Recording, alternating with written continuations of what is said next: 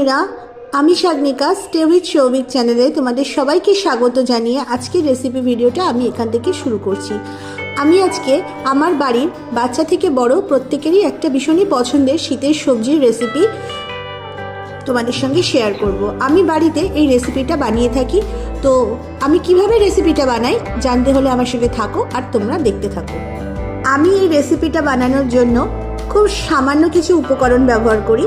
তার জন্য নিয়েছি এখানে আমি বিট, আর নিয়েছি গাজর, আর একটা গোটা পেঁয়াজ। আমি এখানে একটা গোটা বিট পরিষ্কার করে কেটে ধুয়ে নিয়েছি, আর নিয়েছি একটা গোটা গাজর আর একটা গোটা মাঝারি সাইজের পেঁয়াজ।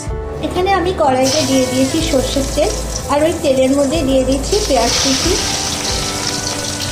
আমি এখানে পেঁয়াজটাকে সামান্য নেড়ে নিয়েছি। এবার আমি এর মধ্যে দিয়ে দেব বিট আর গাজর।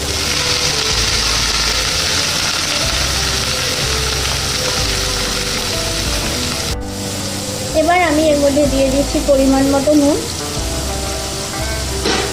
এবার সমস্ত সবজিগুলোকে একটু ভালো করে নেড়ে নেব আর নুনটাকে ভালো করে মিশিয়ে নেব।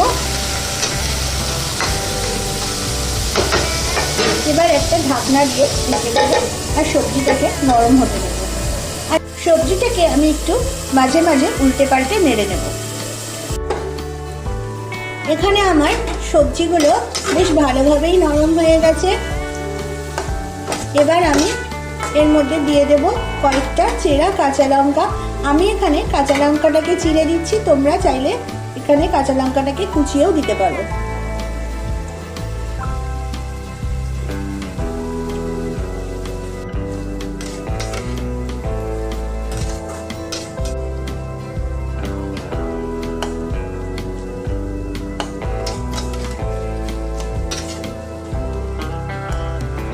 এখানে বন্ধুরা আমি দুটো ডিম নিয়ে নিয়েছি। দুটো ডিমটাকে এখন ভালো করে ফেটিয়ে নেব।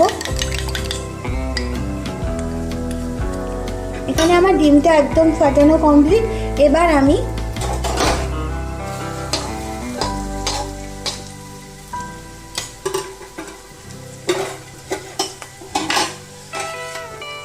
এর মধ্যে ডিমটাকে দিয়ে দেব, আর এখানে দিয়ে দেব গোলমরিচ গুঁড়ো।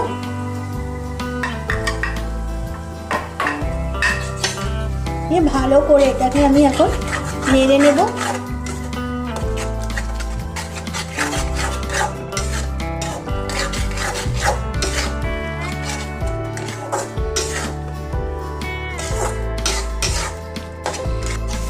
এখানে আমার